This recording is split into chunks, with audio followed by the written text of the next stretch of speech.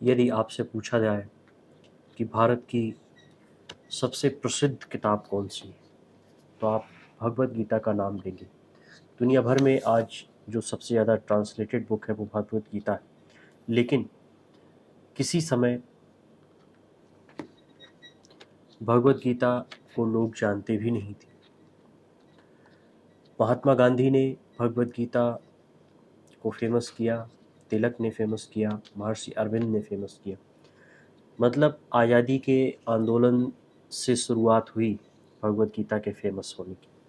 उससे पहले लोग भगवद गीता को एक धार्मिक ग्रंथ समझकर उसको नहीं पढ़ते थे। लेकिन उस समय भी एक पुस्तक थी जो सबसे ज़्यादा फेमस थी, दुनिया की कई भाषाओं में अनुवादित हो चुकी थी। वह थी पंचतंत्र, विष्णु शर्मा की पंचतंत्र। यह पुस्तक आज़ादी से पहले फेमस थी, पूरी दुनिया में फेमस थी। कई भाषाओं में इसका अनुवाद हुआ, अरबी में हुआ, रूस में हुआ, यूरोप में हुआ। ये पुस्तक कई बार पाठ्यक्रम में होती है, लेकिन उस रूप में नहीं होती है, बहुत थोड़ा सा पार्ट होता है। आज मैं ये पुस्तक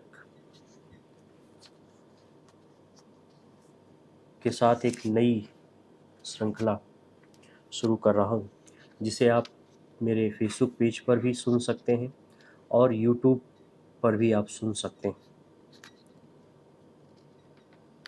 पंचतंत्रम मित्रभेदा कथामुखम।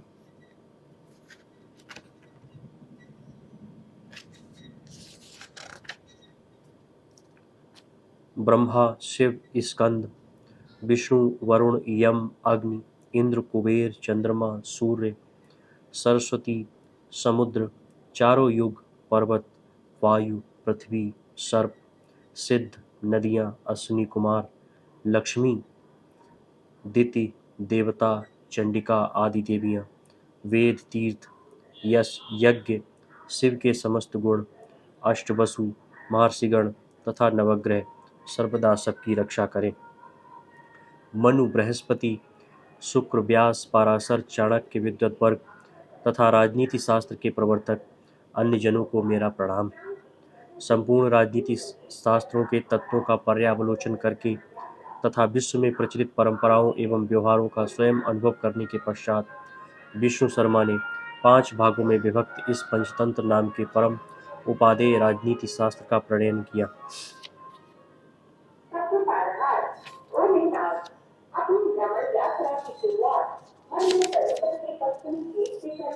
जैसा कि सुना जाता है, दक्षिण के किसी राज्य में महिलारोप्य नाम का एक नगर था। उसमें समस्त याचकों के लिए कल्पवृक्ष के समान अत्यंत उदार, राजाओं में श्रेष्ठ, नरपतियों के मुकुटमणियों की कांति रूपी मंजरियों द्वारा पूजित और संपूर्ण कलाओं में निपुण अमर शक्ति नाम का एक राजा शासन करता था। उसके बहुशक्ति, उग्र शक्ति तथा अनंत शक्ति नाम के 3 पुत्र थे, किंतु तीनों ही परम अविनीत एवं अशिक्षित थे। राजा ने उन्हें अशिक्षित समझकर अपने मंत्रियों को बुलाकर उनसे कहा, आप लोग यह तो जानते ही हैं कि मेरे तीनों पुत्र अशिक्षित और अविवेकी हैं। इनके अशिक्षित रहते हुए मेरा यह विशाल साम्राज्य मुझे सुखकर नहीं प्रतीत होता है। अथवा किसी ने ठीक ही कहा है कि अजात, मृत तथा मूर्ख, इन तीनों में से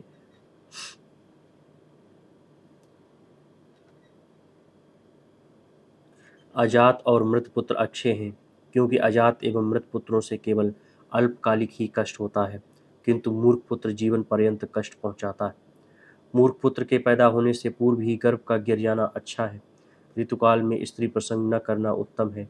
मरा हुआ बालक मरा हुआ पैदा हो या पैदा होकर मर जाए, यह भी उत्तम है। अथवा गर्भ होने के बाद भी जन्म न हो और बच्चा मातृ गर्भ में ही पड़ा रहे, यह भी सर्वोत्तम है। किंतु रूपवान, धनवान और भाग्यवान होने पर भी अविद्वान पुत्र का जन्म ग्रहण करना उत्तम नहीं होता है।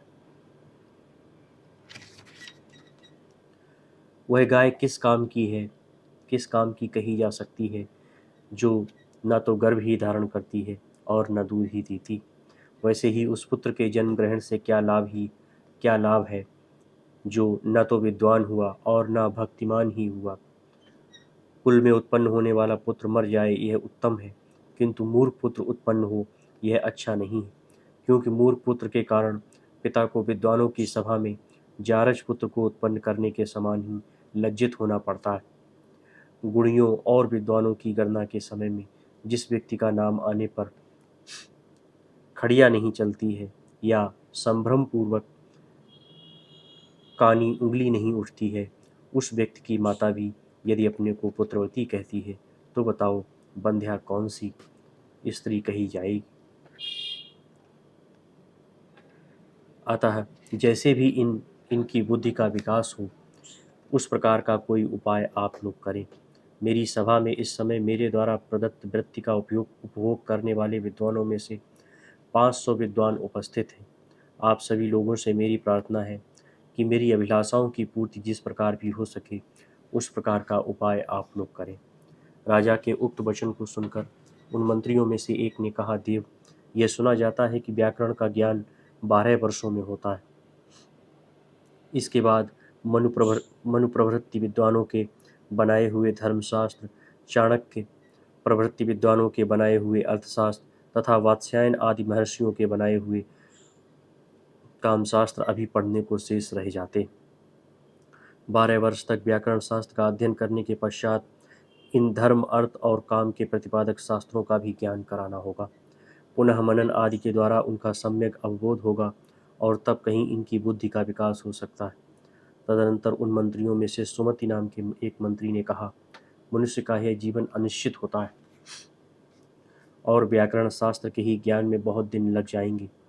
अतएव इन राजकुमारों के प्रबोध के लिए किसी सुबोध एवं संक्षिप्त शास्त्र की व्यवस्था होनी चाहिए, क्योंकि कहा भी गया है, व्याकरण शास्त्र अत्यंत गहन एवं अनंत होता है और मनुष्य की आयु अत्यंत कम होती है।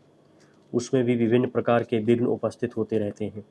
अतः सारहीन विषयों को छोड़कर केवल तत्व मात्र को ग्रहण करना चाहिए, जैसे हंस जल से दूध मात्र को ग्रहण कर लेते हैं। मैं तो यह समझता हूँ कि विष्णु शर्मा नाम के वे विद्वान आपकी इस सभा में ही उपस्थित हैं, जो संपूर्ण शास्त्रों के ज्ञाता और छात्र समुदाय में अध्यापन के लिए सुविख्यात हैं। इन राजकुमारों को उन्हीं की देखरेख में देना चाहिए।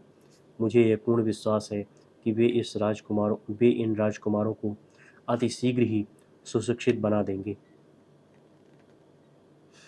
राजा ने उस मंत्री के कथनानुसार विष्णु शर्मा को अपने पास बुलाकर कहा, भगवान, मुझ पर अनुग्रह करने के लिए कृपया आप जितना शीघ्र मेरे पुत्रों को नीति शास्त्र में अद्वितीय बनाने का कष्ट स्वीकार करें।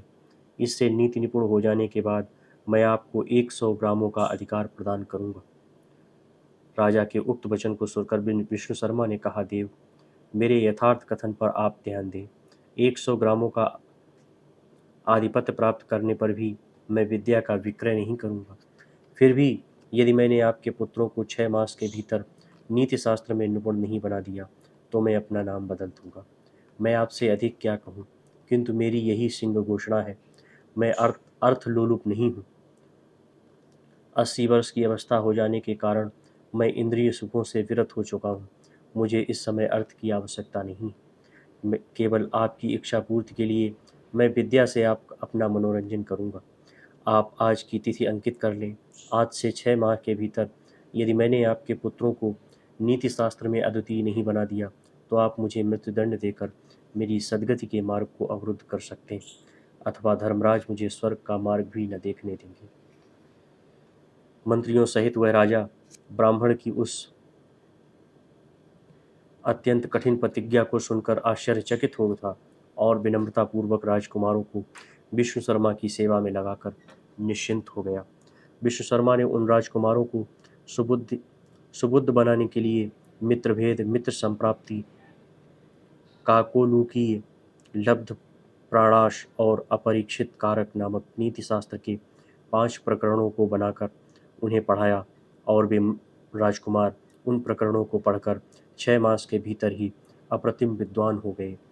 तभी से यह पंचतंत्र नाम का नीतिशास्त्र बालकों को सुबुद्ध एवं व्यवहार पटु बनाने के लिए इस संसार में चल पड़ा और शनै शनै इसकी पर्याप्त ख्याति हो गई। अधिक क्या कहा जाए, इस नीतिशास्त्र का जो अनवरत अध्ययन करता है और जो इसको सुनता है, वह व्यक्ति इंद्र से भी पराभूत तिरस्कृत नहीं हो सकता। धन्यवाद।